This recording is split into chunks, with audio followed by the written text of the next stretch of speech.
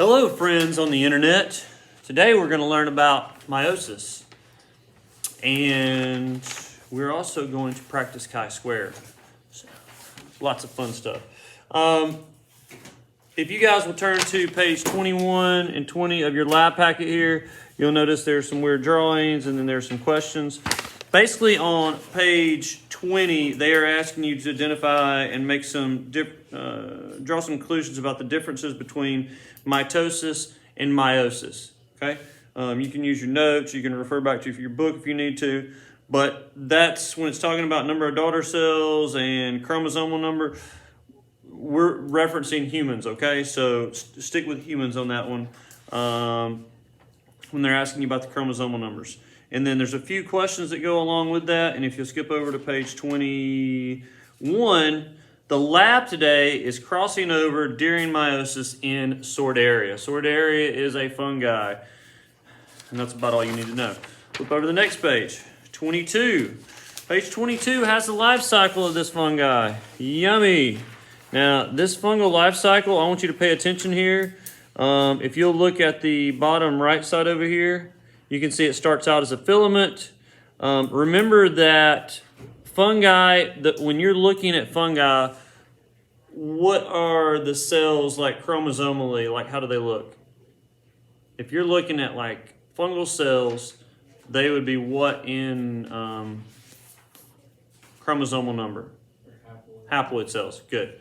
So the adult life cycle stage is haploid cells. So in order for them to come together and undergo meiosis, they have to undergo, and it's not written out right here, but they have to, plasmogamy has to take place where two of the hyphae, two of the cells have to fuse together, the plasma membranes, and then you have to have, it says fertilization here, so then you have to have two of the nuclei that come together in there called karyogamy, and then you've got a diploid cell, okay? Now, fungi don't want to stay in a diploid form, so what do?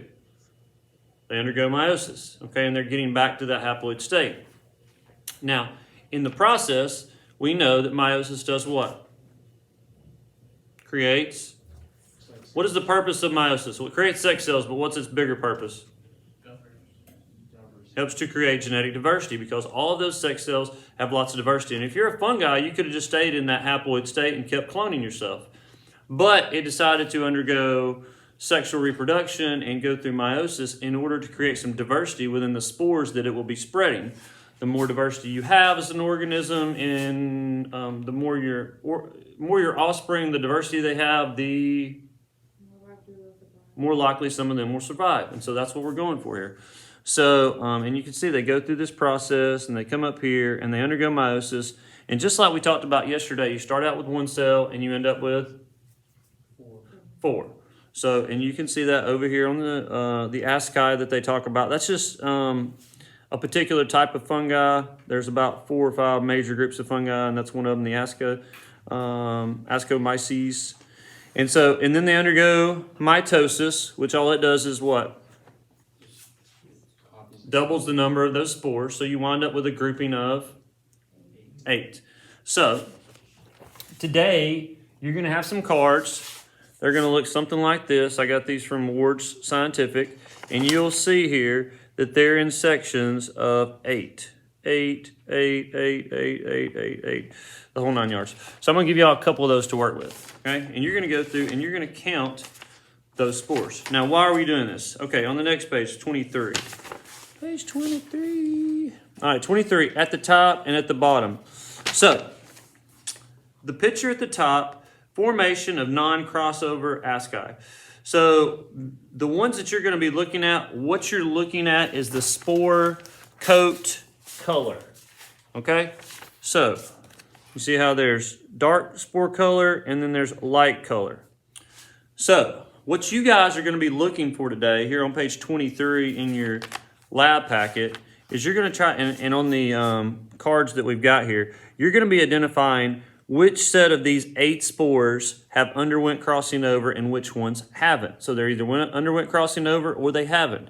How do you know if they've underwent crossing over or not? The ones that didn't undergo crossing over are going to look like what? Well, they're going to have 4 brown ones and they're going to have 4 black ones. Okay, you see how it's the pattern at the end of that on figure 319? Do y'all see that? How there's 4 and 4? 4 dark ones, 4 light ones. So the same thing on your cards, if you'll look, you'll see some of them have 4 dark ones in a row and then they have 4 light ones, or 4 light ones and then 4 dark ones. Okay, so if they have that combination of 4 and 4 on those spores, that means what didn't happen? Crossing over did not occur. It did not affect that gene. And what's the gene we're looking at? If you're looking at that black and the brown, it's the gene for spore coat color. Good. That's all we're looking at. So that's the only thing we can identify here is that gene for spore coat color. Did crossing over affect it or not? Now remember, crossing over is where you have 2 chromosomes and they overlap one another. Okay. If I can get this out of here. And the picture in your book shows them just picture in your notes right here shows them overlapping at just one point. The picture on the bottom there. Y'all see that? That just shows them overlapping at that one point. And then this is where that crossing over took place. So an exchange of DNA, okay? From that one homologous chromosome to the other. So did crossing over affect that gene or not? Now here's something that I need you to recognize and for sure write down. Now we haven't got to a couple of these things yet, but we're going to figure them out today. So the closer a gene is to the centromere, what's the likelihood that it's going to be affected by crossing over? The closer it is to the centromere, it's going to be more affected by crossing over? Less. So the farther down here it is toward the end, the more likely it is to be affected by crossing over. So you could say that the farther a gene is away from the centromere, the more likely it is to be affected by crossing over. And then conversely, the closer a gene is to the centromere, the less likely it's going to be affected by crossing over. Okay? Now, somebody in the early 1900s figured this out. I can't think his name was Sturdivant, but I can't be for sure. We'll talk about it more next week when we get into Mendelian genetics that you need to have the notes for. But anyway, they use this information to determine and map out where genes are located. So I'll give you a for instance. Let's say that you have a gene that you're looking at and you see that crossing over affects it 90% of the time. What would that tell you? It's got to be really far down here, right? And then if I told you a gene is only affected by crossing over like 5% of the time, could you infer about that? It's got to be way closer to the centromere because it's hardly ever affected by crossing over. So, and they use that information depending on how many times crossing over affected a certain trait to map out where those genes are located on a chromosome. And they did this for fruit flies. Fruit flies have a bunch of different traits that are easy to observe. They don't have that many genes. There's only four chromosomal pairs. And they were able to map out, even in the early 19-something hundreds, somewhere in the 1900s, they were able to map out where those genes are located. Okay? So, that's important to note, and that's what we're going to be working on and finding out with this. So you guys, when you're looking for crossing over, you're looking for this pattern, a 2-4-2, 2-4-2, or a 2-2-2-2. Okay? So that's the crossing over pattern you're looking for, and the non-crossing over is 4 and 4 on the spore coat color. Sorry. All right, flip that page over, or the next page, number 24. So here's the one where you're working. There's some background information, what you can do in the lab, grow the fungi, blah, blah, blah. You guys have a picture of it. There's a picture of one. There's a bunch of these on the line. And here's what you're going to be doing at the bottom, okay? So you guys are going to count the number that crossing over didn't affect, the number that crossing over did affect, okay? And just use tally marks and then add them up. That's all you got to do, okay? Then you're going to do the total number that were affected. So the total number of 8 that you that you tallied. And then you're going to figure out the percentage that were affected by crossing over, okay? Is everybody with me to that point? Super.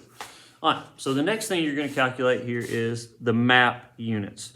Now, map units is basically just like an arbitrary number that tells you the relative distance down a chromosome where a gene is located, okay? So in your book, I'll show you one in a little bit, but there's basically kind of just mapped out where, and it all has to do with how often a gene is affected by crossing over. So like I said, that gives you an indication of how far away from the centromere that gene would be, okay? So, all you do to find the map units there, it says it below it here, but all you do is take the percent of ASCII affected by crossing over and divide it by 2. So the main reason you divide it by 2, if you go back to the previous page, is that only one of those 4 chromosomes right there, out of the 4 sister chromatids, only 2 of them actually crossed over. So only half of them get switched up. And so that's why you divide it in half, because it's only going to affect them half the time. So you're going to divide it in 2. That's going to give you that's how you calculate the map units. And then we're going to use that information to, well, 1, it should tell you how often crossing over occurs and something about where it's located. 2, we're going to do a chi-square problem with this. So I was looking through some of the questions for this unit, I think progress check or test, I can't remember which one. Maybe it was a quiz. But anyway, it was on AP Classroom, and one of those questions had a chi-square that went along with this unit. And I thought, it's been a while since we've done that. So here's what you guys are going to do. You see this up here. So you're going to write down the number that are affected by crossing over. That's your observed, your O. Okay, so when you're going to work with a partner, and you're going to add both of yours up. Okay, so you're going to count them. You're going to add them up. The number that are affected by crossing over, you're going to write here. The number that are not affected by crossing over, you're going to write here. And then I'm going to tell you what the expected is. The expected is, you can go ahead and write this down. Actually, I don't want to tell you that right now. I'm going to come back and tell you, sorry. Maybe it'll ruin things if I tell you right now. And then you're going to use that information to use our chi-square equation and the critical value chart to determine. Does anybody remember why we do chi-square? Why that statistical analysis? To show whether our information is valid or not. Good. Just to give us some indication of whether our data that we collected is valid. Is it statistically close to what we expected? Okay? And so I'm going to give you the expected once we're done, because I don't want to skew how you're counting your numbers. I'm not really concerned if it gets in there or not. I just want to make sure that you know how to do the analysis. Okay? Yeah. You gave us 2 pictures. Do you want us to add up the total from all of the? Yeah, just go up, and you can actually, if you just want to pick the best one, you do one, and then your partner do one of theirs, the best one that they got. Then add them up. That'll probably be enough for us to get a big enough sample size to have good data with.